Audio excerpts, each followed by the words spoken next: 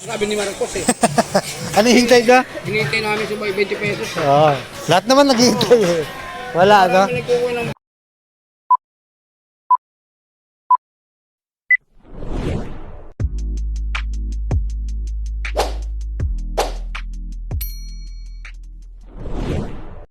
Welcome back sa aking YouTube channel. Para sa mga first time lang po na manood, please click mo na yan, Jeremy's TV, Manila. Anyway guys, wala nang bayad to, libre lang. Tulong mo na lang din sa kapwa. Alright? Thank you very much po. So topic natin po today's video, price ceiling. Ngayon na ang unang araw ng deklarasyon ng Executive Number 39 na pinirmahan ni Pangulong Bongbong Marcos para sa imposition of mandated price o ceiling on rice. So yun guys. So yung regular milk na tinatawag ay 41 pesos na daw. At yung 45 na pesos, ito yung well milk. So good news guys. Nakakita tayo ng 41 na per kilo ng bigas. So yan guys. Pumunta tayo kanina sa palengke para malaman natin mismo, di ba? Personal nating malaman kung totoo ba itong sinabi na na 41 at 45 na bigas at kung may makikita tayong stock nga. Di ba? Kung marami ang nagtitinda, yan ang basihan dyan eh. Kung marami magtitinda, mas maganda. Pero kung kukunti lang, wala rin epekto. So narito guys, ipapakita ko muna sa inyo yung kanina pumunta ako sa mga palengke, nagtanong-tanong ako kung meron naman 41 o 45 at kung anong komento ng mismo mga retailers na umiiyak dito dahil sila unang-unang tinamaan. So ayan guys, panoorin muna natin to tapos magbibigay tayo ulit ng reaksyon. So narito na ang aking report. Pasok, Jeremy's TV. Hello guys, welcome back sa aking YouTube channel, Jeremy's TV, Manila. Ayan, nandito tayo ngayon guys sa palengke oh. Hahanapin natin yung bigas na sinasabi ng gobyerno na 41 pesos per kilo regular milk at saka yung well milled na 45 daw. So hanapin natin, tignan natin kung totoo nga yun at kung ano itsura guys nung bigas na binibenta ngayon. Alright? So tara, puntahan natin. Okay. Maghahanap tayo guys ng bigas na 41 or 45. Well with the rice roll. Wala kayong 41 yung sinasabi sa 45? Ay, wala boss. Hindi ba to well milled rice local? Ang tumakas na boss? 41, 45, wala. Tumaas na. Kasi sabi ngayon 41, 45 eh. Yung bigas daw. Wala, taas na yung bigas ngayon. Wala na, hindi kaya. Sige. So yan, wala tayong makita dito. Hanap pa tayo sa iba. Ayun. Boss, wala yung 41. Hinahanap ko yung 41 eh. Wala pa. 45. Ano po kay Marcos? 46 na. 46. 46? Ano to? Maalsa? Pero hindi to ano. Yung No? bet pero bet.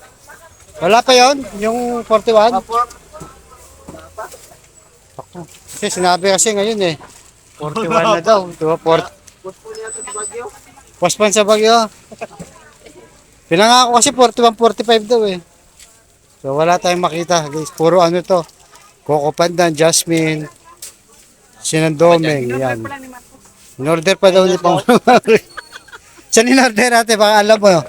Ewan ko kung saan in-order yun. Maraming bigas tinatago siguro.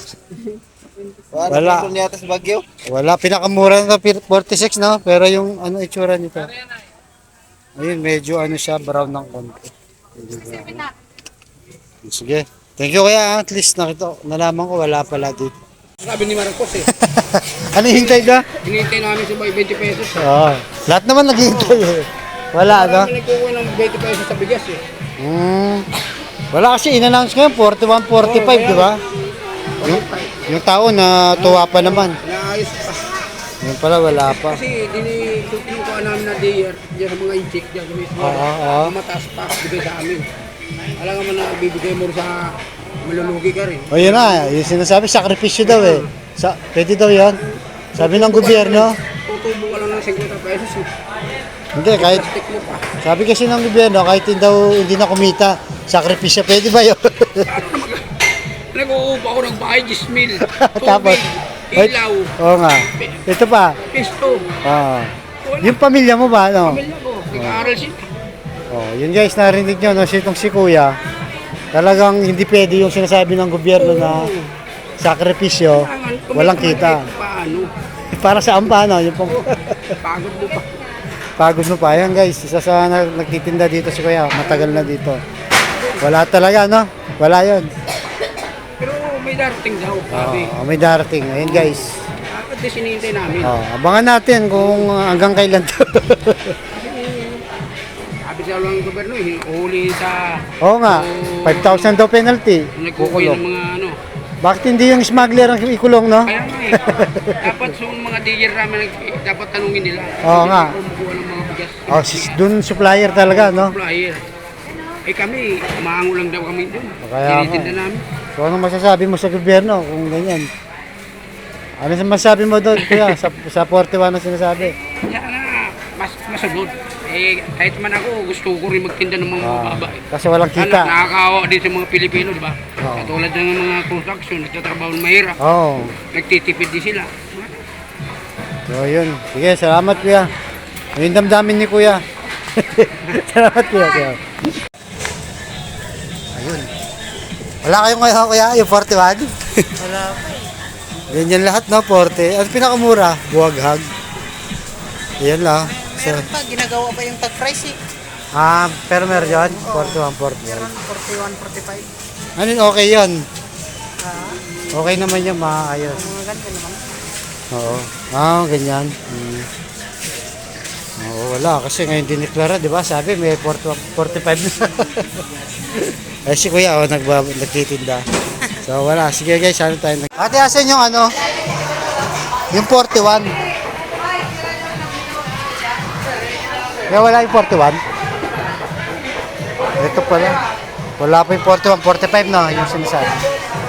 Meron naman po, kaso nga lang po, di po po siya talaga totally. Okay. Yeah. Ito pa si Kuya, oh.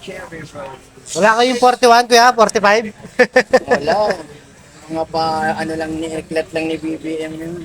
Ano kaya? Nangyayari yun. Sabi niya kasi 41, 45 Sabi eh. nga 20. O, 20. May tawad na nga, 40, wala pa rin. Yan, yun ang well built Kuya. Ay, yung brown, ito, Kuya. Ito pala yung 41, guys. Daw 41 na. Kulay brown. Oo. Yun, oh. Ito pala kulay nito. Talagang ito kulay nito, Kuya?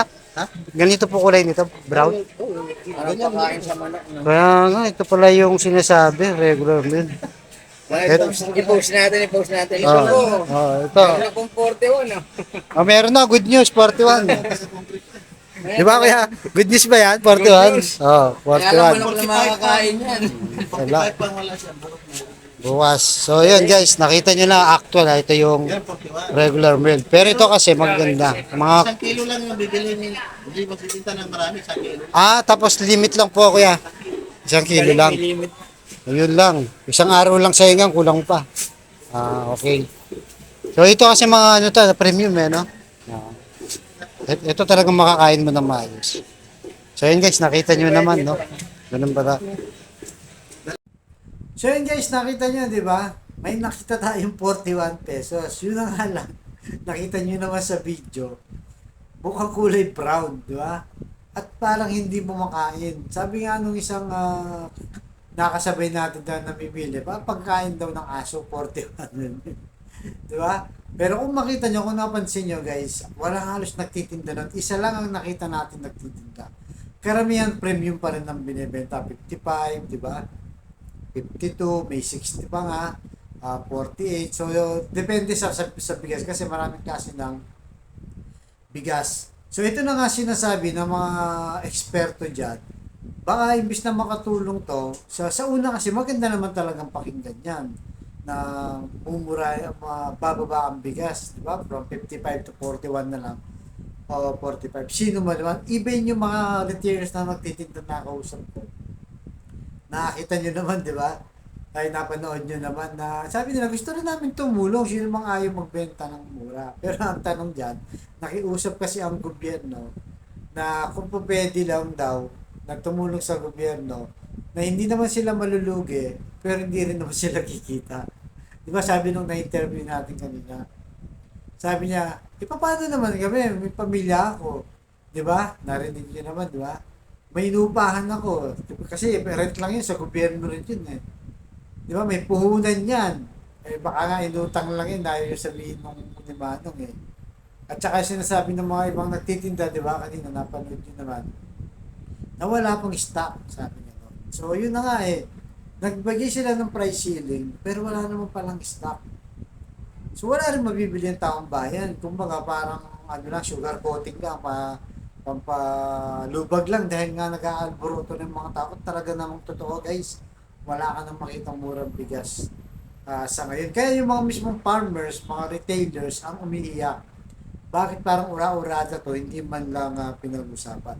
At yan ba talaga ang solusyon? Although sinabi naman ni BBM, pansamantala lang, pero bakit hindi pa sila nagdeklara ng talaga pang long-term solution? Diba? Kaya guys, sa tingin nyo, ano bang solusyon dito? Mukhang hindi nahihirapan ng gobyerno, hindi nila alam kung anong gagawin. At marami rin nagsasabi, dapat ito si Pangulong Bongbong Marcos mag-resign na. Kasi presidente siya, diba? Hindi nga niya maasikaso, diba? Yung DA, naalala niya, diba, nung nagkaroon ng hearing dyan, anong sabi nung undersecretary niya itong si Panganiban? 6 months nang hindi nag-a-attend ng meeting itong si Pangulong Bongbong kasi sa sobrang busy niya, hindi niya mauupuan ito, di ba? Ito yung pinaka sa lahat ng issue, ito yung pinaka-ras, kumbaga ito yung pinaka-immediate na kailangan solusyonan nila kasi nga nahihirapan ng taong bayan. Actually, hindi lang bigas guys, yung asukal, lalo na yung gulay ngayon, sobra. Bumili ako ng sili, tatlong pirasong siling pula, 10 piso. Yung green, 250 ang isa. 5 pesos, 2 piraso. Di ba? Ang daming dumating talaga ito. Hindi ito paninira kay Pangulong Bongbong Marcos. Ito, ang totoong nangyayari. Mas masama naman kung ibabalita natin dito na mura na talaga ang bigas. Di ba? Parang niloloko ng taong bayan pag ganun. Kaya yung pagdaing ng taong bayan, naghanap na buong bansa na to. At pagka hindi ito naayos ng Pangulo, ay malamang darating yung araw talagang magwawala ang ating mga kababayan. Di ba? Lalo na yung walang-wala na talaga. Mahirap talaga to. Kaya dapat masolusyonan. Pero ako guys, sa aking opinion, hindi naman tayo farmers, hindi tayo eksperto. Common sense lang ang gagamitin mo. Sa tingin niyo guys, ano ba ang problema dito? Sinasabi ni Pangulong Bongbong Marcos at ang kanyang administrasyon, napatunayan daw nila mayroon na hoarder at merong kartel. Kaya daw ganyan. So parang lumalabas, hugas kamay sila, wala silang kasalanan dito. Dahil wala naman silang ginagawa. Guys, di ba? Wala silang kasalanan, wala namang ginagawa eh. So ngayon, bumaling ngayon yung sisi ng taong bayan kung bakit mahal ng presyo ng bigas sa mga hoarder at kartel. Ngayon, tanong, totoo kaya na may hoarder at mga kartel? Yan din ang tanong mismo ng mga farmers. Guys, kasi kung totoo yan, bakit hindi nila hulihin yung mga farmers at mga cartel at saka order? Di ba mismo yung buong Pangulo nagsabi nung SONA, bilang na ang araw nyo, mga smuggler at hoarder. May isang buwan na wala pang nahuli guys. Wala pa rin nakukulong. At nung nakaraan linggo, nakita niya naman, di ba? May papogi points itong si Martin Romualdez, speaker, kasama si Erwin Tulfo. Pinakita nila, daming bodega ng bigas, di ba? Na parang sinasabi na order to, kaya nga mahal dahil dito. Pero kung talagang hoarder yan, guys, ito ano lang natin, na-analysis natin. Kung talagang hoarder yan, at illegal yan, di ba? Hoarder, illegal talaga yan. Bakit nakarating ng bodega yan sa Bulacan o kung saan man sila pumunta? Bakit hindi nahuli sa custom yan? Di ba trabaho ng custom yan? Bakit umabot pa sa bodega? Illegal pala. Paano yun nakapasok? At sino yung nagpapasok dyan? Yun ang mga malaking tanong dyan, guys, di ba? Sino nagpapasok dyan? Bakit nakapunta sa bodega yan? Yung pala, illegal naman, no, hotel. So sa ngayon, ang nakikita lang natin guys, puro bodega lang ang nahuli, wala yung may-ari, wala kung sino yung paparusahan nila. Wala silang ina-announce, wala silang pinapakita sa media na itong si Gano, ito yung may-ari dito, illegal, order to, cartel to, wala. Wala talaga. Para wala itong pinagkaiba guys, gaya ng sabi ko, yung asukal. Naalala nyo?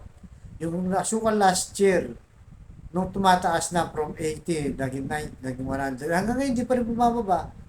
Mismong supermarket nga ng mga malls hindi nila alam bakit hindi bumababa. Samantalang nag-import na.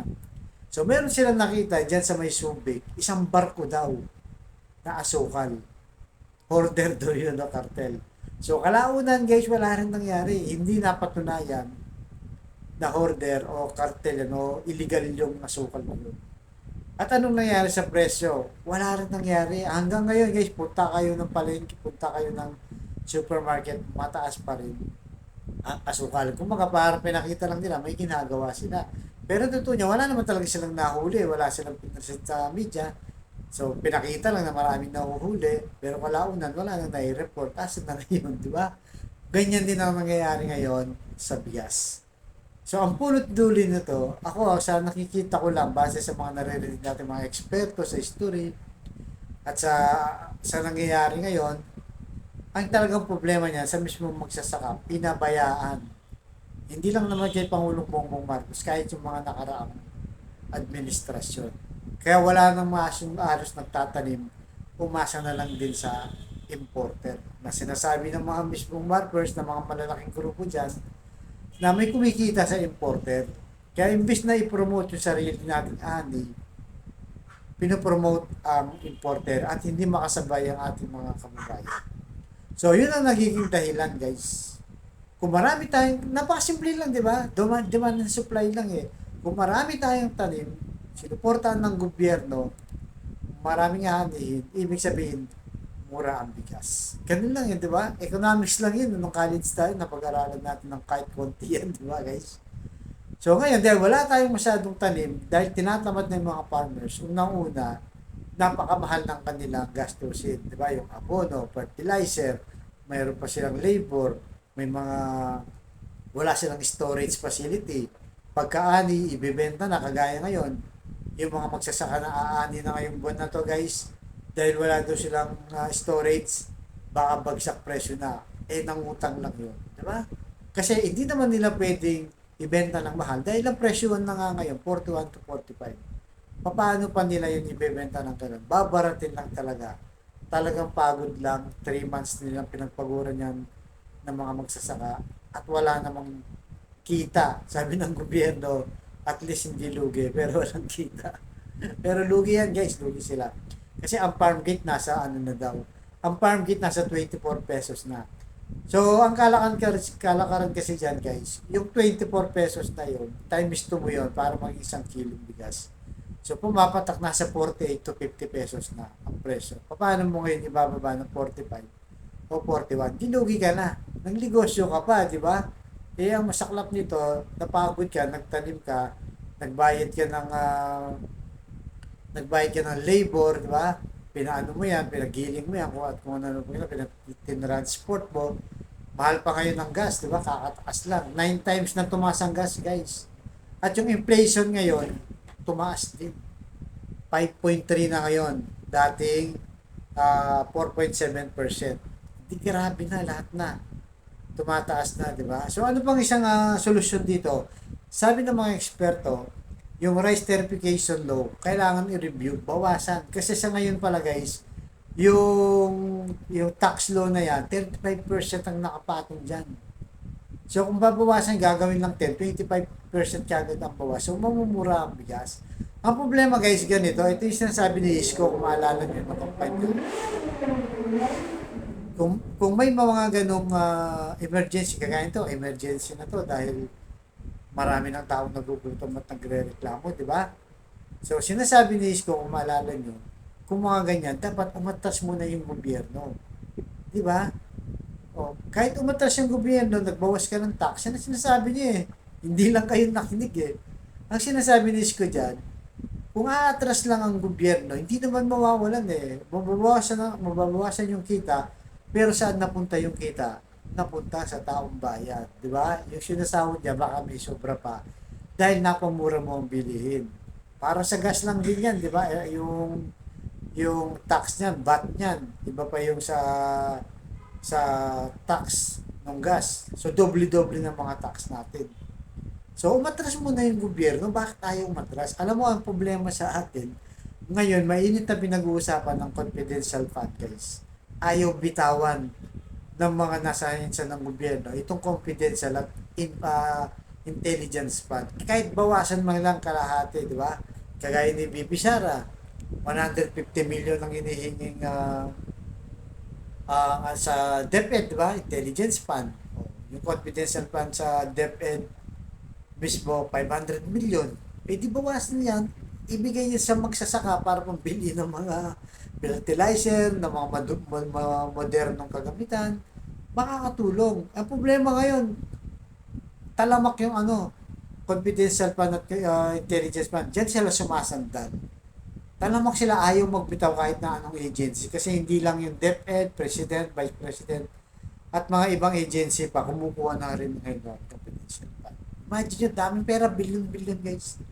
Naghihirap ang taong bayan, itong mga opisyal na to, ayaw man lang umatras o magsakripisyo para sa bayan. Ang gusto nila, yung mga retailers ng taong bayan, ang mag-adjust at magsakripisyo. So guys, kayo na lang barang humatol ha. Kung tama ba, ano sa palagay nyo? Ako, yun ang opinion ko, yun ang realization ko sa atin, kaya tayo nagkakaganito. At kung hindi inaayos ito ng ating Pangulong Bongbong Marcos, hindi na natin alam ang mangyayari in the near future kung magwawala na ang tao. Diba? So, ito yung panahon na kailangan makita mo yung ating mga leader na magaling sa ganitong sitwasyon. Diba? Diyan mo mapapatunayan kung paano sila mag-handle ng mga ganitong crisis na to, guys. Sabi nga pa nga ng mga ibang economics expert, mas malala pa to sa COVID kapag nagkataon. Dahil baka wala nang mabiling bigas na mura, wala na rin magtitinda niyan. Kasi malulugi sila para saan pang kanilang pagpapagod, di ba? May pamilya yan, may pinag-aaral, may pinabayang kuryente, tubig, nabupa ng pwesto. So bakit ang taong bayan na mag-a-adjust? Kayo mag-a-adjust, nandyan yung budget nyo.